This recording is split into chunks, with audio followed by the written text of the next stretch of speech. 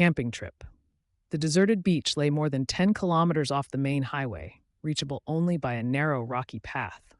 Few dared visit due to tales of ghost waves, but to a group of young thrill seekers, Hung, Tin, and Lin, those were just harmless rumors. They set up their tent before sunset beside a grove of wind-swept casuarina trees. The sea was calm, the sky painted orange and purple, and laughter echoed around their bonfire. Mai, the most sensitive among them, gazed out to sea. A dark shape bobbed far out under the fading sun. She nudged Lin. "I just saw something, floating out there." Lin laughed. "Probably a dolphin, or a sea turtle. Don't scare yourself." The strange wave that night, the moon was full, casting pale light over the shore. The sea was still, eerily still.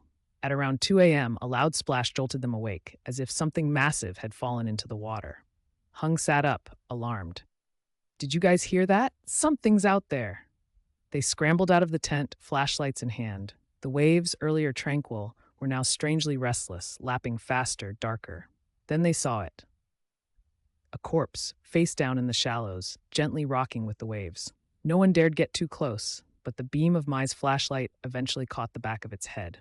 She screamed. "Oh my God, its face! Where's the face?" The skin had been eaten away. Only yellowing teeth and bloated, eyeless sockets remained, locked in a grimace that looked almost like a smile. The slit-necked Tin was the first to regain composure. He knelt beside the body, carefully brushing sand over it. "We can't just leave him here. Let's bury him by that palm tree, then call the police tomorrow." They dug a shallow grave under the moonlight. Every shovel of sand felt heavier than the last, like the earth resisted their task. When they flipped the body over, everyone froze. A deep gash ran from the left ear all the way across the throat, clean and cruel. Blood, thick and black, still oozed slightly from the wound. It hadn't been in the water long. Mai turned away and retched. Lin clutched her arm, trembling. This wasn't an accident. Someone killed him.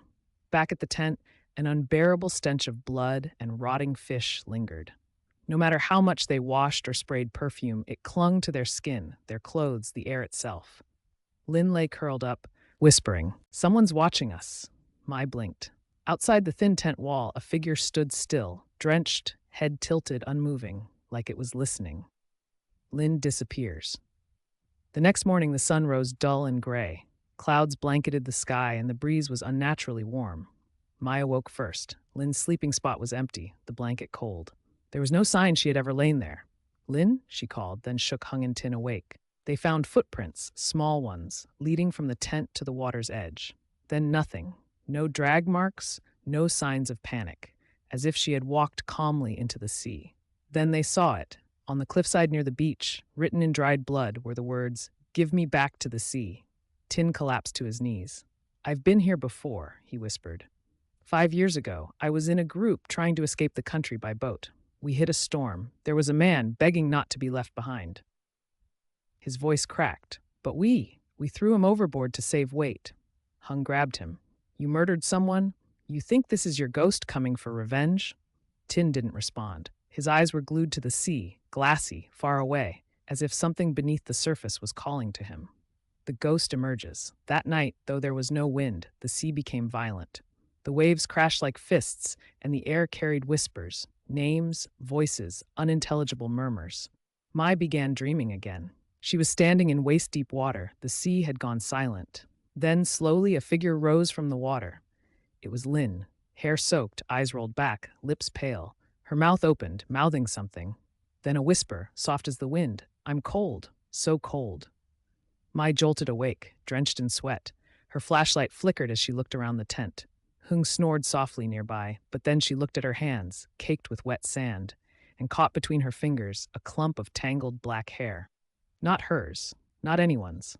At dawn, the sea gave up another corpse. It was Lin. Though missing less than a day, her body was bloated, gray, and lifeless. Her eyes were open, fixed on something beyond the living world. Tin stood still, whispering, "He took Lin, he'll take us too, one by one." The sea takes all. Hung decided they had to leave. Immediately. Mai didn't argue. She moved like someone in mourning, numb, mechanical. But Tin refused.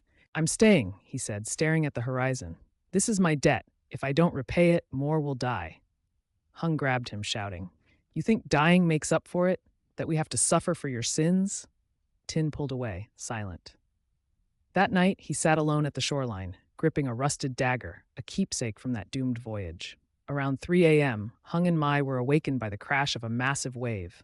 They ran outside. Tin was gone. Only a trail of footprints remained, ending at the waterline, like he had walked into the sea willingly. On the sand, they found a scrap of his shirt, soaked and torn. The next morning, Mai contacted local authorities, but when they returned with help, everything was gone. No bodies, no tents, no signs of anything ever being there. Just one thing remained, etched deeply into the cliff in dried red lettering: "The sea spares no one who owes blood." Mai collapsed onto the sand. Somewhere in her mind, Lynn's voice echoed again. "I'm cold, so cold."